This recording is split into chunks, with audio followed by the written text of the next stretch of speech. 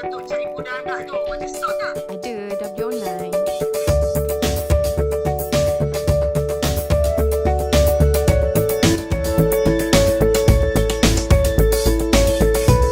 Ubat batuk cap ibu dan anak ni boleh diambil dengan air dan diperbuat daripada madu dan 15 jenis ramuan herba asli tradisional yang membantu melegakan sakit tekak dan mengurangkan panas badan.